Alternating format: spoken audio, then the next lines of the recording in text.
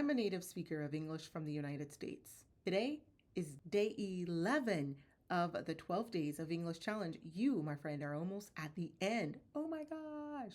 Well done. Since I'm a native speaker, I have this phrase for you. I have some technique that you can steal. Americans hate silence in a conversation. So this 5-second technique is going to help you, especially if you need to think and you need to buy time to think before you begin speaking. First, you're going to say, or Did you see the head nod?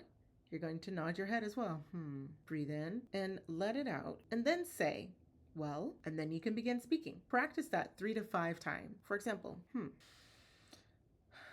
well, voila, you've bought yourself time to begin speaking. You've also calmed yourself down because you've inhaled and exhaled.